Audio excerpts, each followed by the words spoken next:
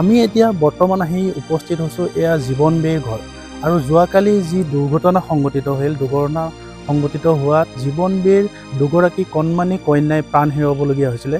এগৰাকী আছিলে লক্ষী বেপী আৰু এগৰাকী আছিলে নিকিতা বেপী।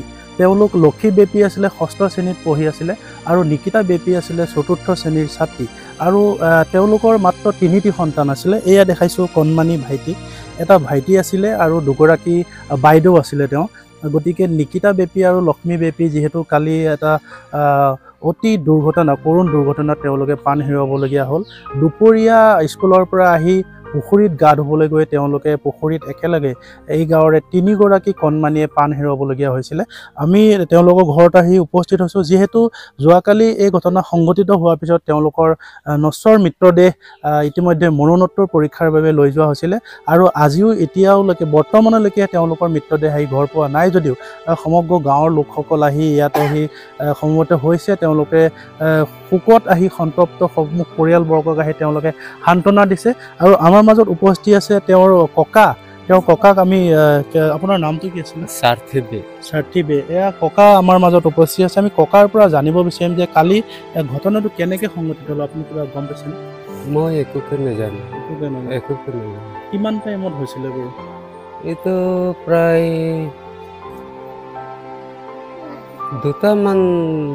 2টা-2:30 বজাত হয় স্কুলৰ পৰা অহাৰ পিছত আপুনি তেতিয়া ক'ত আছিলে কালি? মই ঘৰলৈ আছিলোঁ। ঘৰতে আছিল। তেহেঁতি আহি পেলাই মানে গা ধুব গৈছিল। ইহঁতৰ যিকেইটা লগত আছিল সেইবিলাকে মাটি লৈ পেলাই গৈছিল। মাটি লৈ গৈ পেলাই পুখুৰীটো কিমান দূৰ ইয়াৰ পৰা? পুখুৰীটো ইয়াৰ পৰা প্ৰায় 1 কিলোমিটাৰ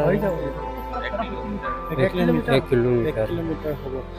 আমাৰ স্থানীয় লোকসকলো আছে আমাৰ মাজত যিহেতু যোৱাকালি যি কৰুণ ঘটনা সংঘটিত হ'ল এই কণমানিটো আছিলে বৰ্তমান তেওঁলোকৰ ভাইটি আৰু তেওঁলোকৰ দুগৰাকী বাইদেউ একেলগে লক্ষ্মী বেপী আৰু নিকিতা বেপী একেলগে কালি দুৰ্ঘটনাত প্ৰাণ হেৰুৱাবলগীয়া হৈছে আৰু এটা অনাকাংক্ষিত দুৰ্ঘটনা বুলি ক'ব লাগিব যিহেতু যোৱাকালি দুপৰীয়া আহি তেওঁলোকে পুখুৰীত গা ধুবলৈ গৈছিলে আৰু পুখুৰীটো ইয়াৰ পৰা পথাৰৰ মাজত আছিলে কিছু দূৰত আৰু তেওঁলোকে একেলগে কণমানিখিনিয়ে মিলি গাঁৱৰ পুখুৰীত গা ধুবলৈ গৈছিল। আৰু এটা কথা জানিব বিচাৰিম যে 3গৰাকী কণমানিয়ে প্ৰাণ হেৰুৱালে, তেওঁলোক 3গৰাকীয়ে গৈছিলে নে আৰু কোনোবা গৈছিলে?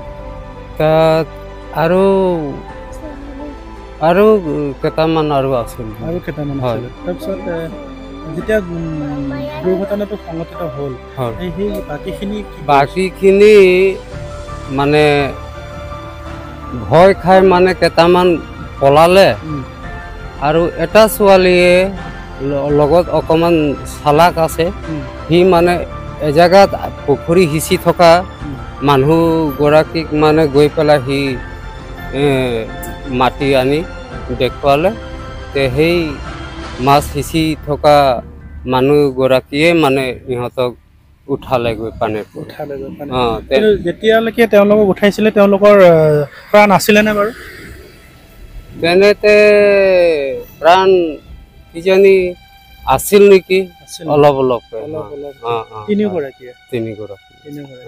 আমি স্থানীয় লোকসকল আছে ইয়াৰ ভিতৰত আপোনালোক কোনে বাৰু সবিশেষকৈ ক'ব পাৰিব ঘটনাটো? আপুনি?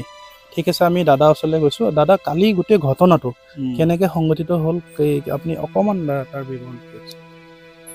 কালিতো মই জানামতে মই ঘৰতে গা ধুই আছিলোঁ। গা ধোৱাতো 108 গৈছে।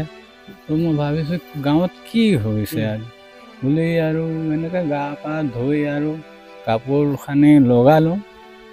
তাৰপিছত গাড়ীটো ঘূৰি গ'ল। মানে ঘূৰি যোৱাত আমাৰ ছোৱালী কেইজনী দেখিছে মাইকী মানুহ উঠিছে গাড়ীত, কি হৈ আছে বুলি কৈছে। তেতিয়া আৰু মই খবৰ লৈ আছোঁ কি হৈছে।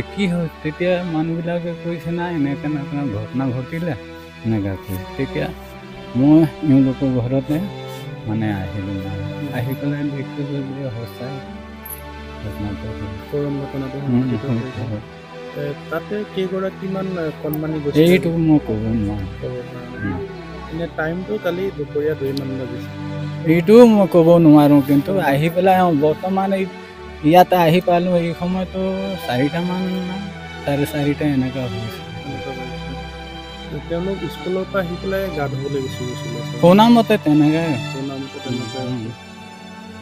এয়াই আছিলে কালি যি কৰুণ ঘটনা সংঘটিত হ'ল এই ঘৰখন দেখাইছোঁ আমি জীৱন বেৰ ঘৰ আৰু এই জীৱন বেৰ ঘৰৰ একেলগে দুগৰাকী কণমানিয়ে একেলগে প্ৰাণ হেৰুৱাবলগীয়া হ'ল আৰু এনেধৰণৰ কৰুণ ঘটনা কেতিয়াও গাঁওবাসীয়ে নহয় সমগ্ৰ অঞ্চলে কেতিয়াও আশা নকৰে যিহেতু কণমানি বহুকেইগৰাকী গৈছিলে তাৰে 3গৰাকী কণমানিয়ে একেলগে প্ৰাণ হেৰুৱাবলগীয়া হৈছিলে আৰু এইখন ঘৰৰ যিহেতু দুগৰাকী কণমানি আছিলে আৰু এটা ল'ৰা আছিলে পুত্ৰ সন্তান এটা পুত্ৰ সন্তানক এৰি পেলাই জীৱন বেৰ দুগৰাকী কন্যা সন্তানে এদিনতে প্ৰাণ হেৰুৱাবলগীয়া হোৱাত গোটেই সমগ্ৰ গাঁওখনত এতিয়া শোকৰ ছাঁ পৰিছে লগতে এই দুগৰাকী কণমানিৰ লগতে আৰু এগৰাকী কণমানি যিহেতু 3গৰাকী কণমানি ছাত্ৰীয়ে একেলগে প্ৰাণ হেৰুৱাবলগীয়া হোৱাৰ বাবে সমগ্ৰ গাঁওখনত এতিয়া শোকৰ ছাঁ পৰিছে